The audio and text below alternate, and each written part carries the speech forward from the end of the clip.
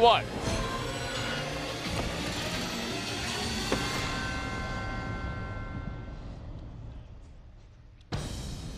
So let's open the textbooks. Let's go back to learning about 8.4. What is it going to look like for ROX and MVP this time? Well, we called it. It's going to be a ban on Swain. How sad. 8.4 Swain is even stronger, but ADD's drawing bans, which is already a sign that his team is rising in power, because if you're drawing pocket bans, it says something good. But how you doing?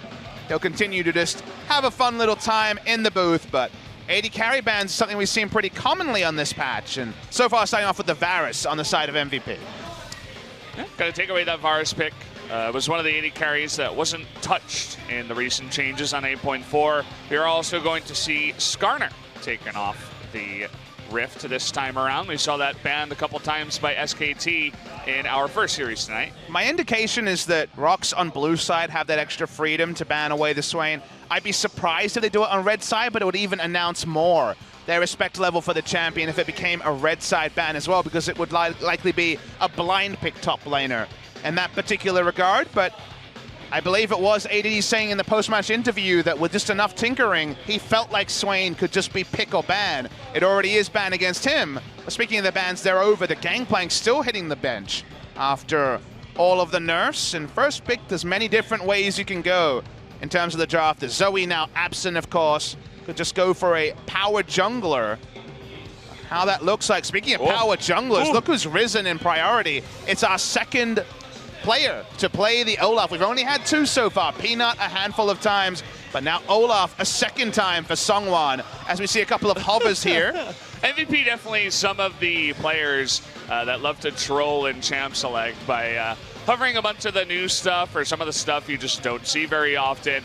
The Olaf makes a lot of sense. No doubt ROX Tigers and MVP were watching that last series. Tristana, that was banned a couple times by Kingzone, is going to get first picked here by MVP. Maybe the Tristana meta is hitting Korea a little bit later. Sometimes AD carries take a lot longer to arm here. Jinx, for example, was never played until their first round of nerfs a few years ago. So the groupthink does rule supreme.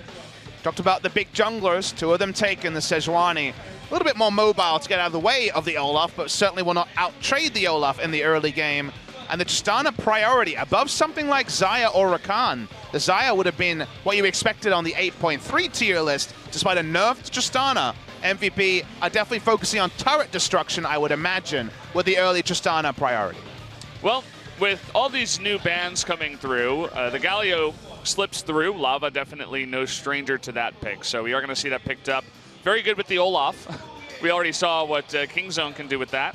And I mentioned it before, ROX Tigers, another team that loves to get aggressive, so already I feel like off to a good start in this pick ban. Ian does have his Azir and also Corki to answer it, but this is very high priority on the Vladimir coming through from Linderong. One of his better picks, one of his carry picks early in the season when he had a more narrow champion pool.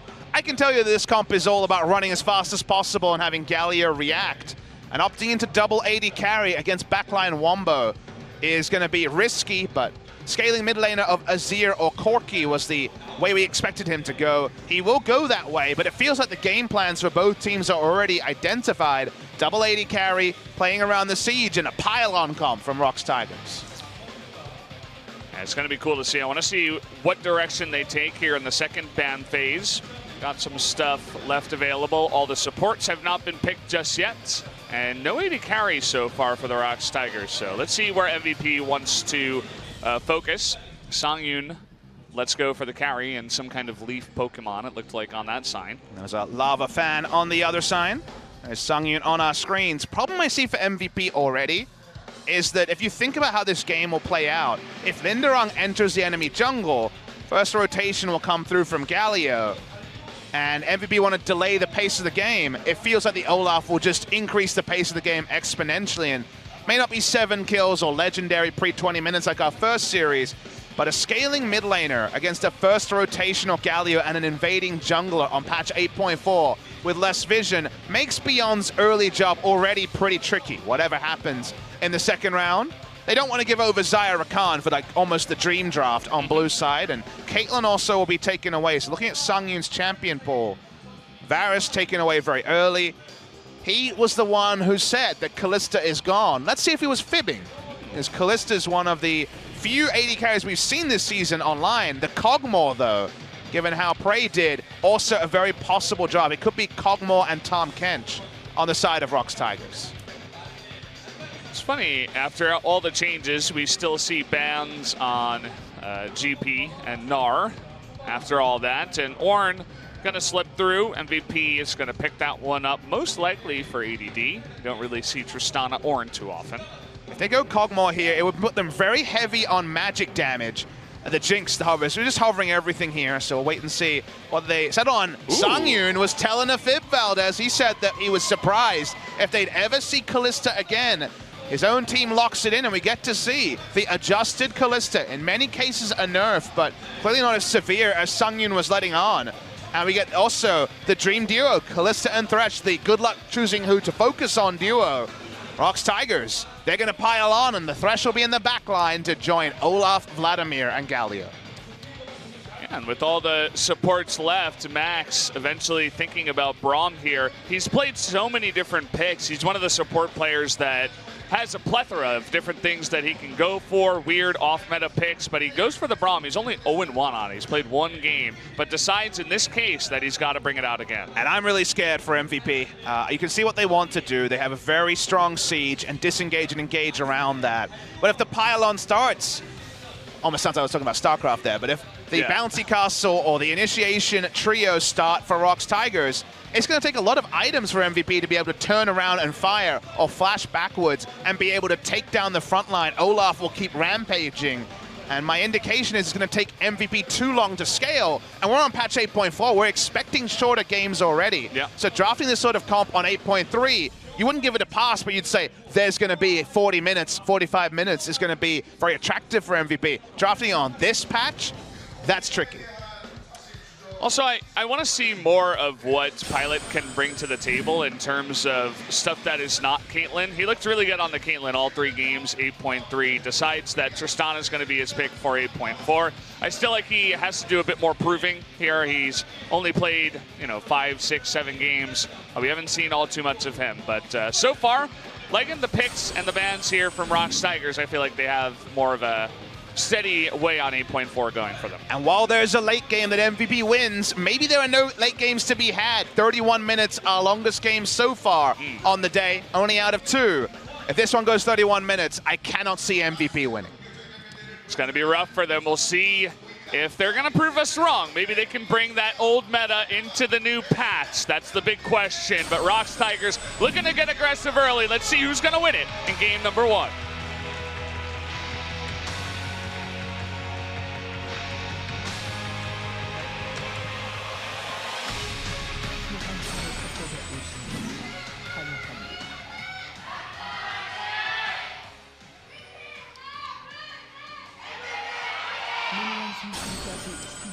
So here we go. Already MVP starting off with the shenanigans. And MVP desperately want to invade with Braum at level 1.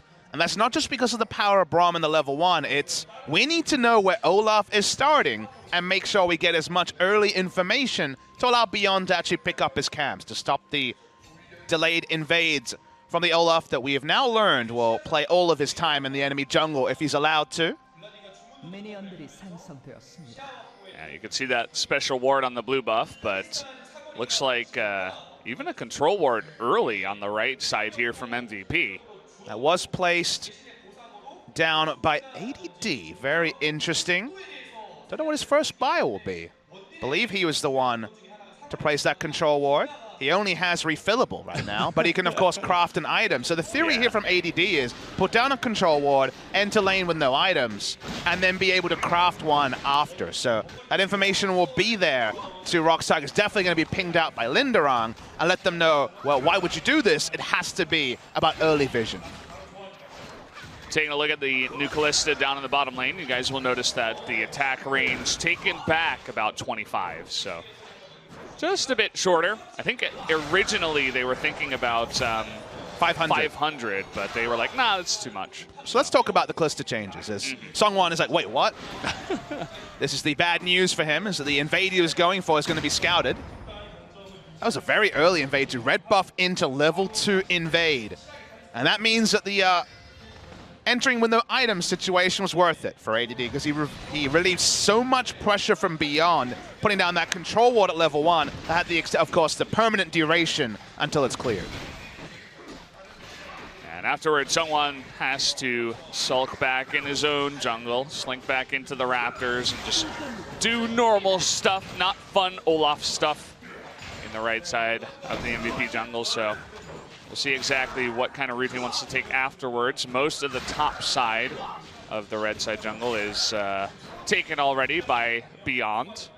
And now you see Ian. This is a real team effort by MVP to stop Olaf from doing basically what we've seen him do the 3 times on the Rift. We've seen Olaf extensively counter jungling with just reckless abandon. You know, the Olafs so far have been very impressive. 3-0 jungle Olaf in the LCK this season.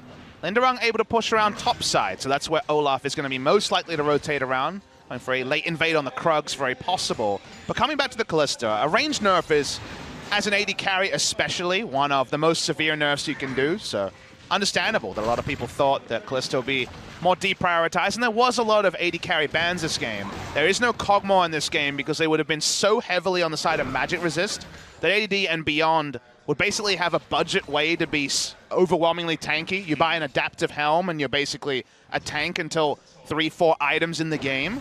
So they go for an AD threat. The Kalista also allows for more backline pressure with their Galio, so that part makes sense. But the changes we're expecting with the Kalista is now a little bit less AD, unless around the Oathsworn or around the person that he's bound to. But the attack speed is higher, and that means that attack speed, the standard build, the Blade of the Ruined King into the Hurricane is going to reap more rewards because attack speed purchases are based on your base attack speed. Base attack speed is higher. When it comes to the Renset potential, it's going to be more risky because of the shorter range, but the payoffs are potentially higher. So while it is overall enough, and in the laning phase, if you're against a superior 2v2 duo, the fact that you don't get the same mana cost reset, the fact that the mana nerfs are there on the Ren is actually very significant. When you're with Thresh and you're in a winning 2v2, when it comes to early trades, not going to be as consequential. Well, we wanted to see some fun stuff from Ian there in the mid lane, but he just went very standard. I'm going to hold that thought as we have a Lantern Gank into the Flash. They're looking for that big time, but Pilot's like, guys, I'm playing Tristana, like, please.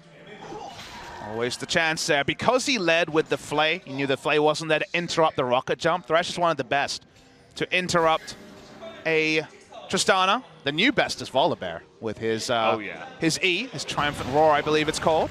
Linderung has gone Majestic Roar, actually. Majestic Roar. You're the Volibear main around here, I guess. But Linderung has gone Spell Thieves. I did say in Series 1, I expect to see plenty of Spell Thieves into Remnant of the Watchers, just because it's a way to get more vision on top side and take a sweeper.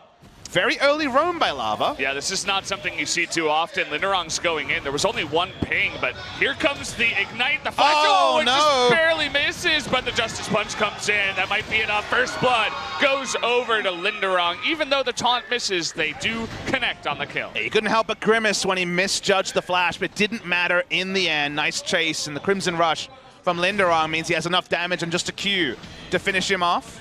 Items had already been complete, but it was only a delayed Doran's Shield into a Sapphire Crystal, so not that much combat stats. Means that he's taken down. It's a nice first blood there for ROX Tigers, and it means that the GP10 item is going to be finished even earlier for the Vladimir. Yeah. And you don't see that kind of roam too often from the Galio. 6 minutes for his Remnant of the Watchers. That's so early in the game. Nice. This Vladimir already, second and third item is going to be a couple of minutes earlier. When you do get the Remnant of the Watchers, no longer is there the quest penalty. It's going to be in a range versus melee matchup, and plenty of Qs that may not damage. The damage may not register because of the Bellows Breath healing, or shield I should say, but definitely the gold will register for the Vladimir. He's definitely feeling good, and you can say, you know, just to finish my point, like they were purposely trying to go for that early on, especially just to catch ADD off guard. You don't see the Galios going for that kind of roam too often, and there was only one ping. I don't think it was properly communicated from MVP because it seemed like they just had no idea, did not expect it. So good idea from the ROX Tigers. I mentioned it before. They're one of these teams that like to bring these new different styles in, and so far looking pretty good. And you're right to compliment the lane timing, or the roam timing, I should say, because there was no teleport used by Ian. And the lane control had been there for the Corki. That was the one lane that was pushing in for MVP in the early game. So the one time he had a roam timing open, it gets Linderong ahead in a really big way. And again, Remnant of the Watchers into eventually, after the quest is cashed in, the Sightstone effect, the warding effect, means that an extra sweeper can come as Max. He's being dived on here just all alone. Looks like a moment where he was trying to freeze the lane, and ROX is like, nope, you're going to go down. That was the key special last year, but now that ROX Tigers are one of our top teams, those are things that are being turned against MVP already. ROX Tigers, not even through the Olaf, have a massive lead in this game. Oh boy, things are already looking very difficult for MVP. We said in draft, this draft on 8.4 feels a bit outdated because it's all about the scaling. The scaling's coming early for ROX, and the scaling's looking like forever away for MVP. We're having the multi-view replay. Nicely done here, Spo TV. The Ignite comes in, and yeah, he was just trying to freeze it, and he walked up to him and said, really, dude? I'm just going to take you down then, I guess. Gold lead is going to look insane this game after the first item from Vladimir. It's 1,400 gold from 2 kills. And Linderong walks up. He's going to have the Sightstone effect early. He's going to have an extra sweeper because then ROX can have multiple sweepers. We're expecting a game, a meta on patch 8.4 where sweepers will be much more difficult to justify because of the lesser vision available with no Tracker's Knife.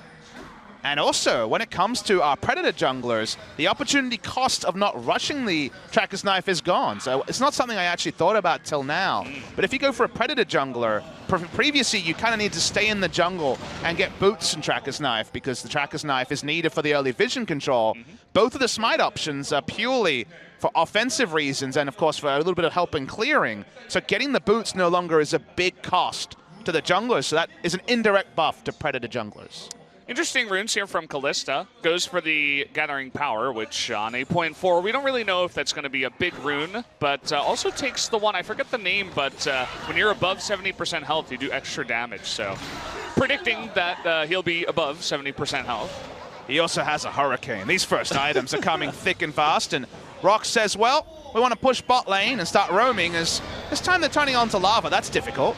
Yeah, actually the taunt's coming in, and Lava does more damage to both of them than they actually got done to him. Galio's still going strong on 8.4. Not sure about Absolute Focus and Gathering Storm as runes on a Callista, but Songyun, one of our best Callista players, has clearly seen something that he likes. Watching here already, the Thresh is unlocked. Thresh Olaf do seem like best friends forever because you can invade as Olaf, and if things go bad, you can flash, ult, and also there's a Lantern to get you out of any sort of a bad situation. And then there's the other friend that thinks he's the best friend, but he's not really, who is Galio, who's like, I want to be your friend too, and definitely helps out. We have going for an all-in. Done a nice dodge there from Songyun, actually, but in the end, the Tristana just pushes them both away. Nice disengage. And again, remember, more base attack speed means the attack speed item rush gives them more power, but it's not just that. Callista scales so much with her movement ability, her passive on attack speed, that she's hopping even more. Now she's even more hard to hit. The trade-off is there that obviously if you're in short range, you can still hit her because she only has the 525 range, but around the attack speed, she's still just as elusive as ever. Well, this is going to be a free Drake as the bottom lane not in a good spot. Beyond not around here. Just going to give that one up. It is only a Cloud Drake this early on, but they do take that one. Next one will be the Mountain Drake. Lava looks like he's having a fun time so far in this lane. Was our first AP Galio here in Korea.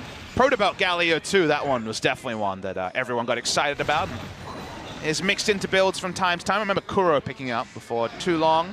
Rite of Ages this game, he's powering up. The Vladimir is also going to be just in a huge CS advantage, even for the low CS numbers. The Banner of Command in a game where suddenly there is 3 items on the AD carry. It's going to do a lot of work because in the side lane, only Callista and Olaf can answer it pretty cleanly.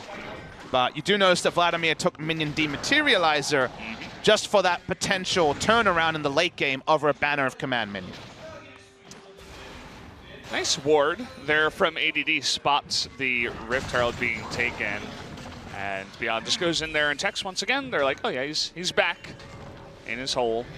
So, going to be forced off of that objective. At least Ian, in between all of this, has got a very early Trinity Force after his Cull cashed in. So he's in a very good spot. Galio will have to be careful about what trades he takes, but Flash still up for Lava means there's no kill threat. This game may be decided around the Corki, though, given how much scaling there is on the side of MVP and how aggressive ROX is. Do they go on this? The play coming in, that's a big trade already. Pilot getting extremely low.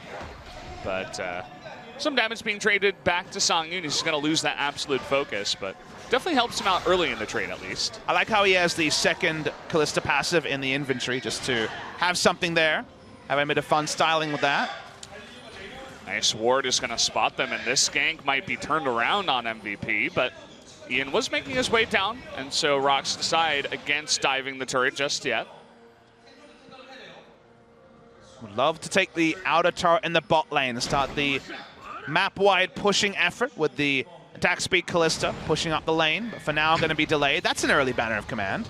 Extremely early. That was actually a drive-by, I believe, in base. It must have come from in the base, yeah. In the base. He promoted a cannon minion in the mid lane to give Corki the push. That's endlessly amusing, not something you expect at 13 minutes. Wasn't very effective because someone just comes in, does a bit of true damage, and, well, Beyond is using his ultimate to escape. That's not good. And he might even still be caught here. The hero's entrance is going to get the knock up in time. The taunt and all the CC coming in. Songyun just needs to dodge out of this one. Tons of damage, and ADD from behind is going to take him out. Have they gone too deep? Olaf wants to say no, as Someone is still looking for kills here. Linderong in the front now, trying to get onto Ian here. Now Re-engage. Gonna come back in, ADD in a bit of trouble. The heal from Pilot gonna keep him alive for now. And the ROX Tigers say, we've had enough of this. No hooks are gonna land just yet, and they will finally back off. Yeah, the CC layering wasn't ideal, and Songyun was already low when this all started, so he didn't have a consistent damage dealer to profit. And the Vladimir couldn't get enough damage rotations through. Watch the replay. If this was full health on Kalista, it would have had a lot of options, but Kalista falls low very early. Is instantly forced onto the back foot after taking one round of damage from Ian. Almost dies to the start, and then has no exit plan. So they run short on damage. The Vladimir shows up late. This should have been the point to really cement the early game lead for ROX Tigers, but it ends up going very even, which suits the scaling team in MVP. Don't have to watch the rest of that, as you guys kind of get it from there. But yeah, Songyun maybe just getting a little bit too far forward, still adjusting to that attack range nerf. So we return to live here. This super early banner, you can see already Linderong is forced to lose some of his minion dematerializers. We really haven't been able to judge the pace of games on patch 8.4 as the King's Own SKT series is likely to be an anomaly. So the use of minion dematerializer is something that's heavily scrutinized in other regions because of how important it is in the late game to answer these Banner of Command Baron buff minions that otherwise just win you the game if you don't have a clear answer. So one charge is left on the Thresh, 4 on the Vladimir, and Vladimir is using it largely off cooldown just to answer the Banner minions in the lane. So we'll see if that stops and he holds on to, say, 3 or 2 charges, or whether he just uses it liberally to cement the early game lead for the side of ROX.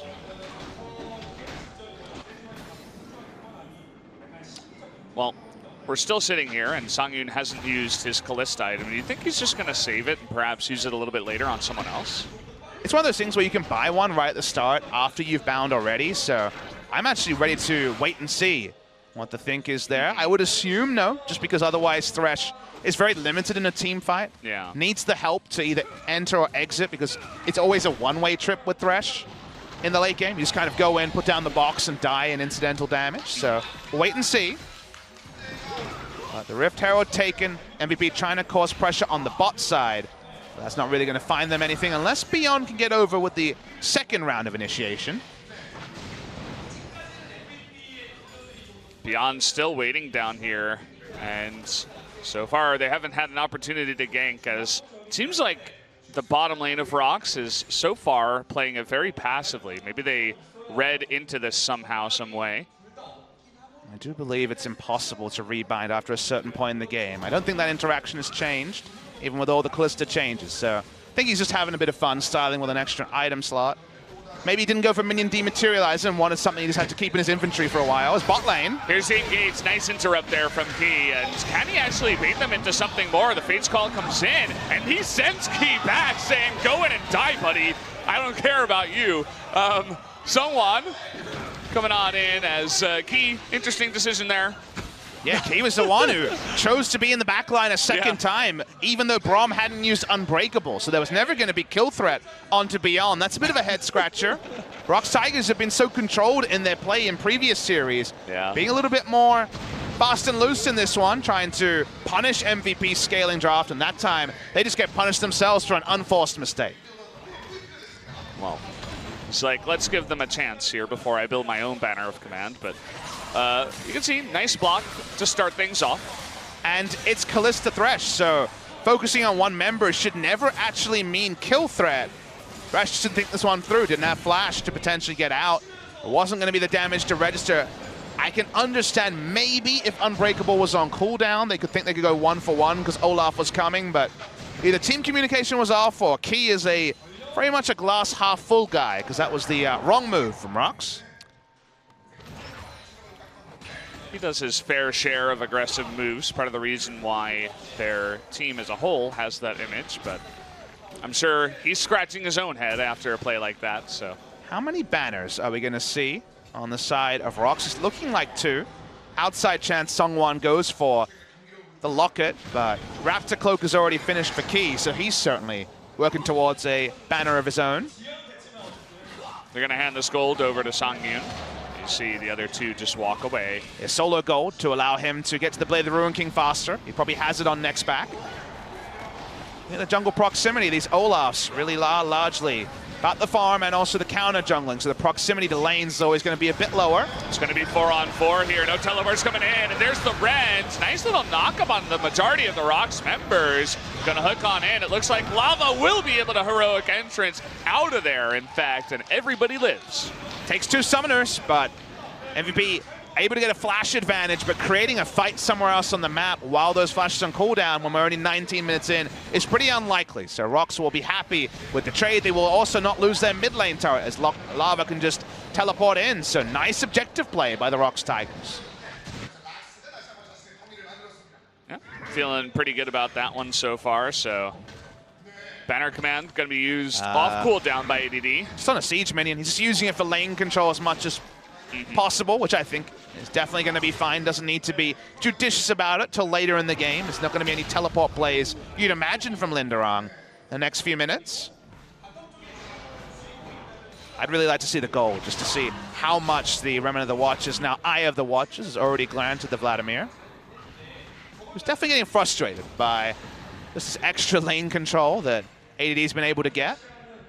Yeah, after all, it pushes you under turret, but of course, MVP not looking for any kind of turret dive at this point in the game. Just puts a little bit of extra pressure. So, Songwon taking that Rift Herald a little bit earlier on is going to push down mid lane. Yeah, they saw the Corki recall, and that's why it was used. Corki does get back to base, get back from base very fast with the package, but the charge will get in at full health, and most of the turret damage already done.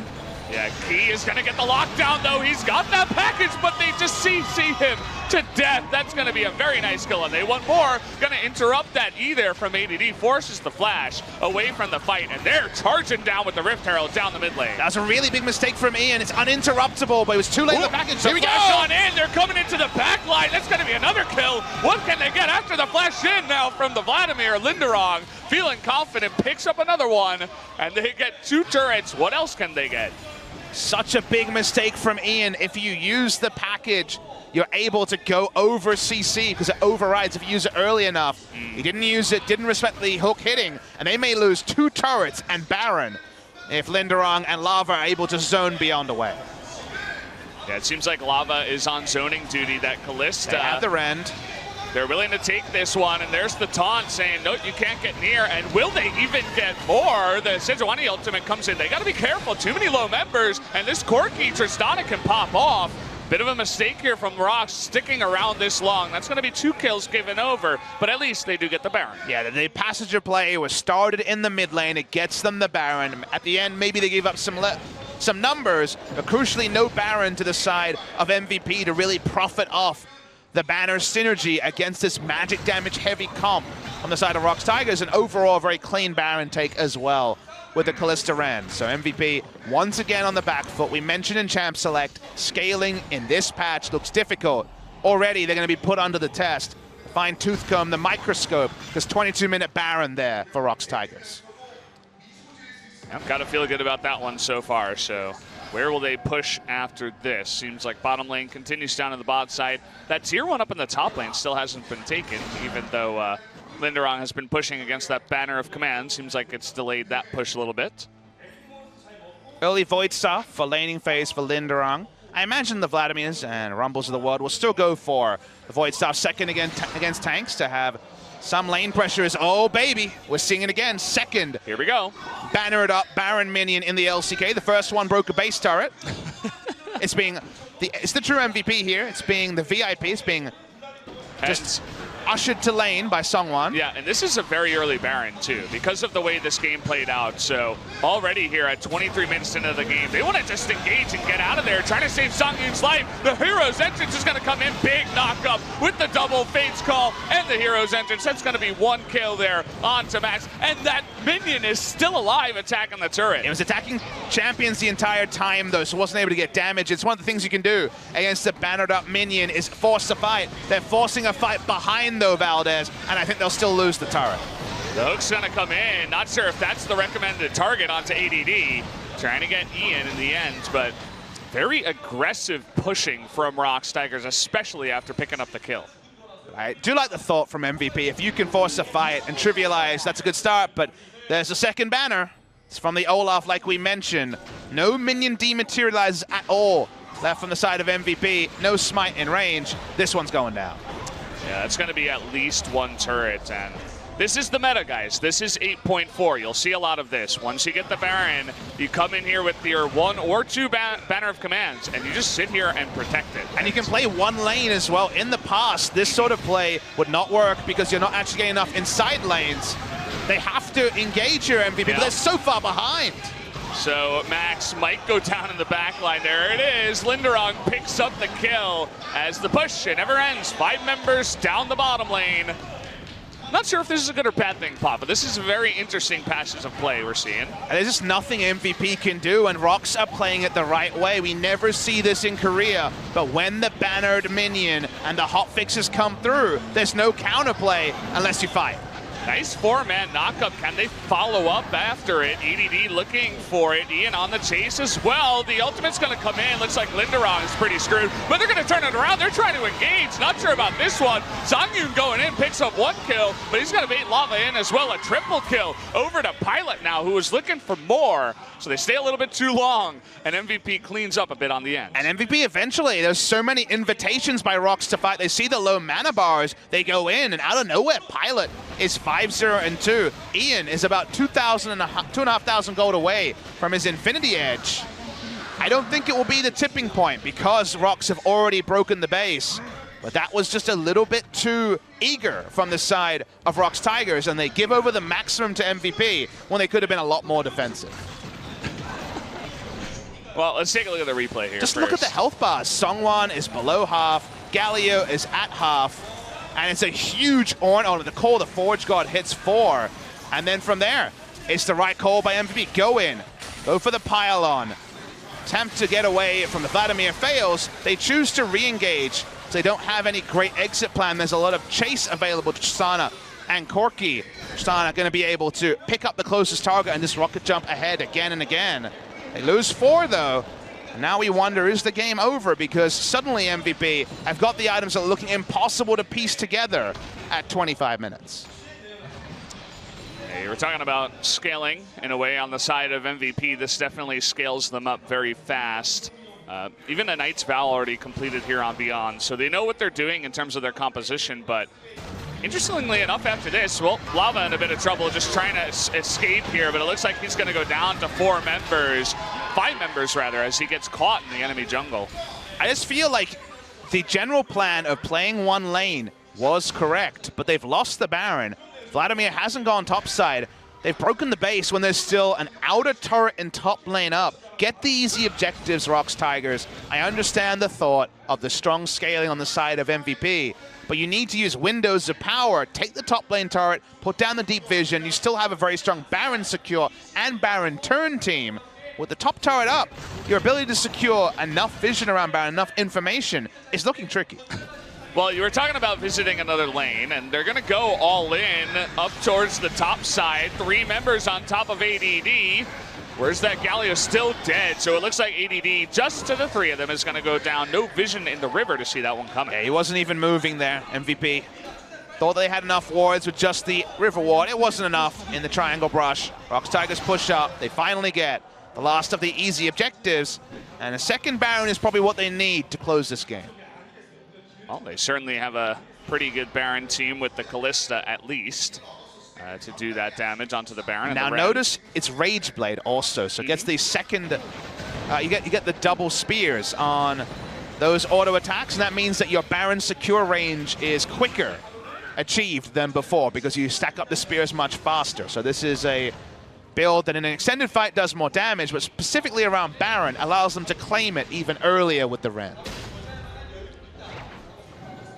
Lava going to start that slow push in the bottom side as the Baron is nearing its spawn timer, 10 seconds away, and all of the vision. Look at this side. It's just all over to the side of the ROX Tigers. So they're going to struggle to clean that up and try to challenge this Baron some way.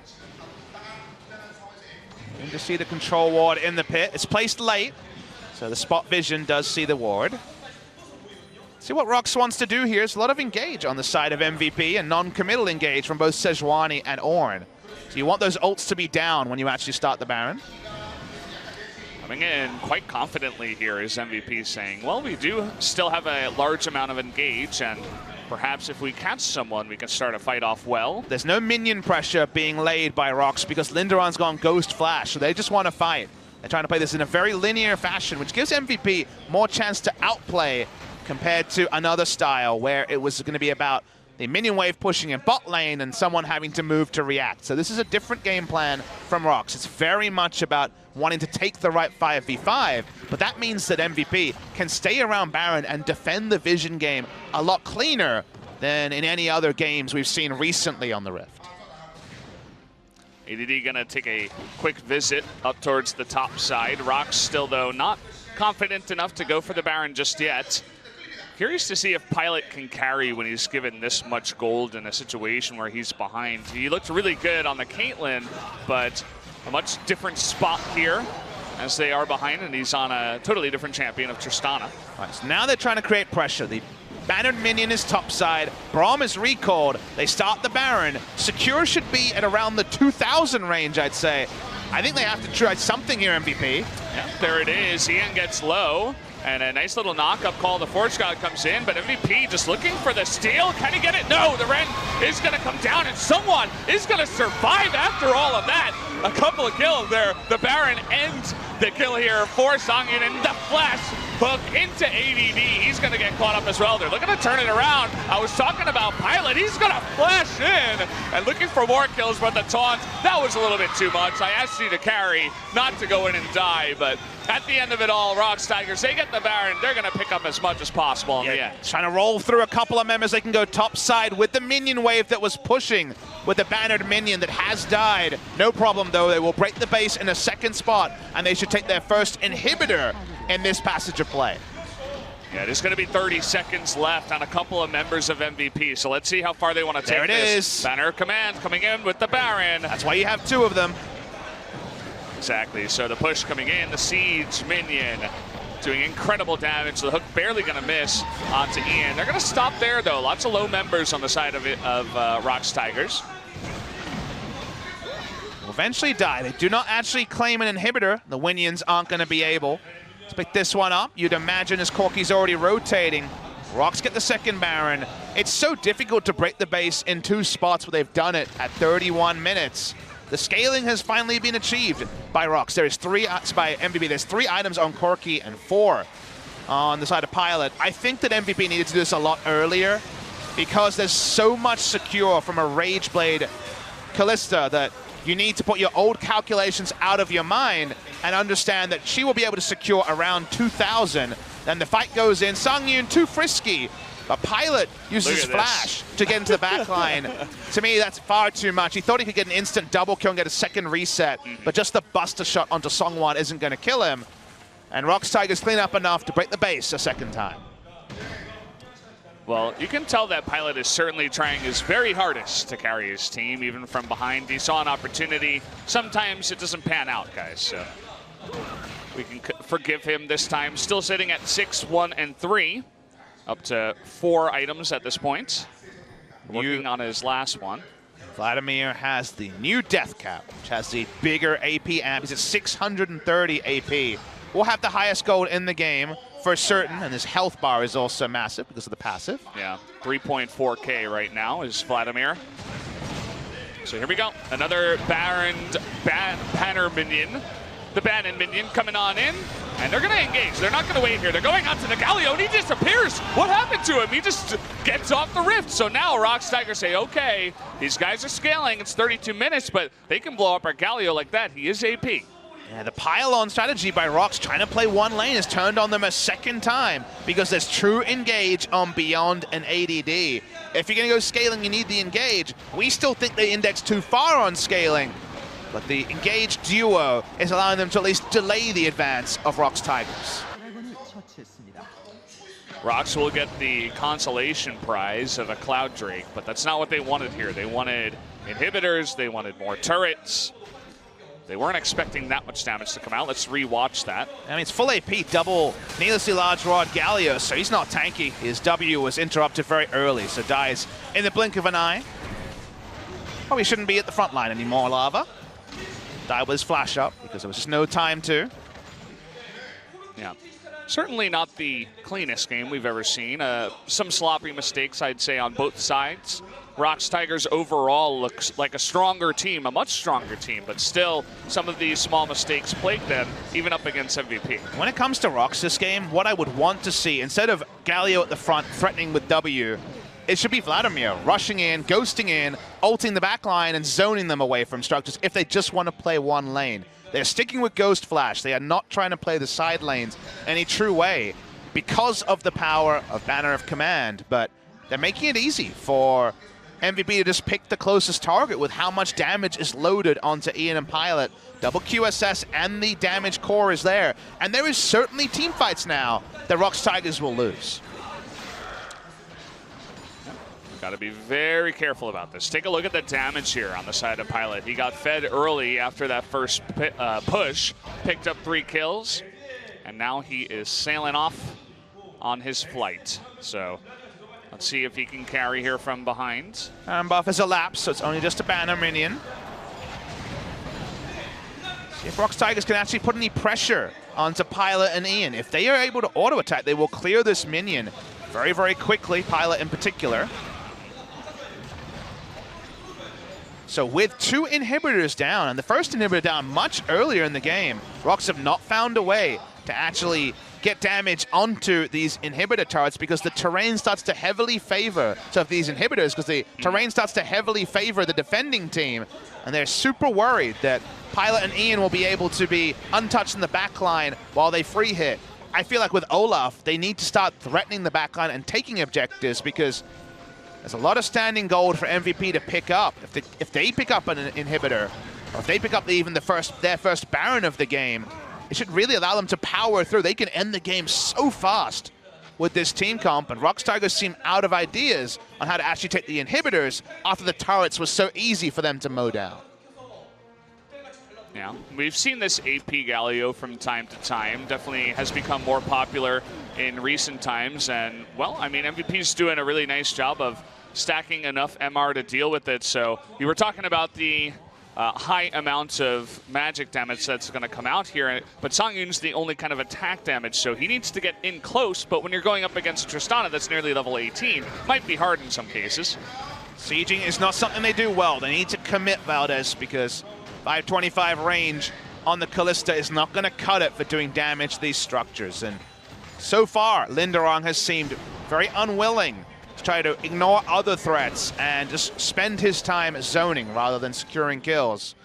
That's delayed the game further and further. The gold lead is getting a little bit irrelevant as the Vladimir is already item capped very early into the game. And crucially, Pilot is as far away from item capped because he's able to get the increased Infinity Edge and it's just a Mercurial Scimitar short.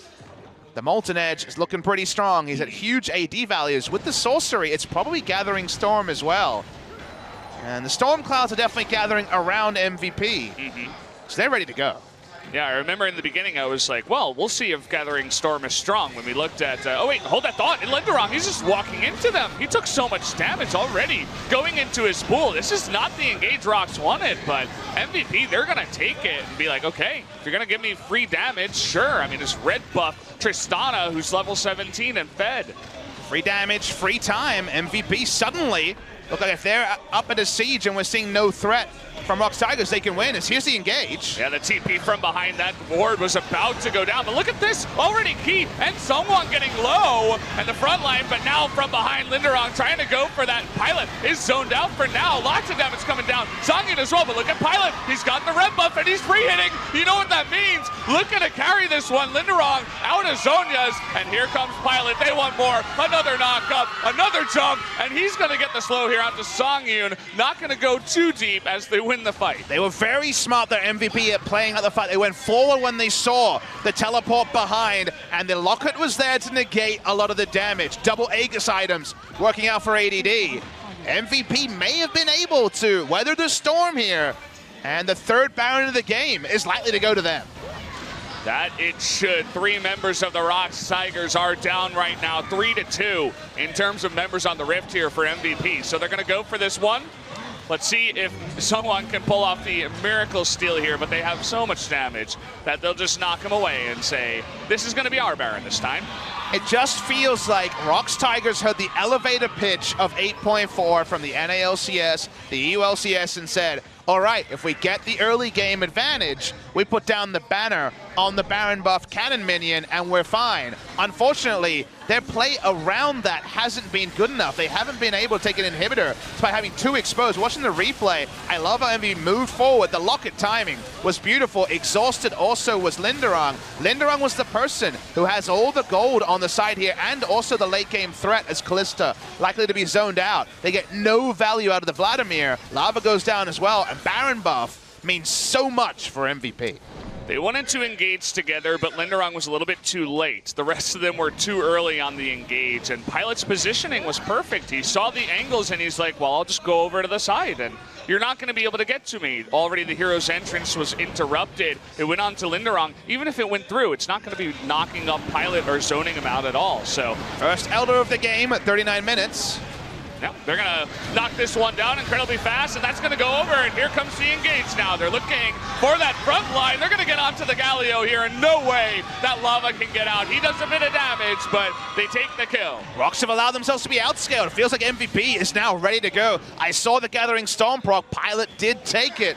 It's looking pretty damn sweet, as MVP should break the base and maybe claim the first inhibitor of the game, even though ROX Tigers got an inhibitor turret around 22 minutes. They've never returned to it. Linderong never had teleport apart from the one play we saw in the mid lane, and this is going to be insane structure damage for MVP. You're looking at Corki and Tristana at 40 minutes into the game, full items up. Even the banner doesn't really matter too much at this point. It's going to help, no doubt, and they're looking to push on into the Nexus turrets. This Galio, Lava's still down for 20 seconds, and they'll just sit here, protect this Baroned up banner minion, and go for the kill here. Let's see how long they stay, though. Coming on in, looking for a potential engage as that minion's still getting to work. Getting pretty low now is Linderong, and there's the engage. Gonna get the double knockup. They find Songyun on the right side. The hero's entrance gonna save him, and he does get the knockup. But look at the Nexus, it goes down. All the while, we weren't looking at the important stuff. They get the win, MVP in 41 minutes. Really impressive stuff by MVP. They chose the scaling comp, and then we saw at 23 minutes how toothless they looked trying to force fights to delay the game. It turned out it was all they needed to do, and on their first Baron, they had a comp that could close. ROX Tigers had the right idea.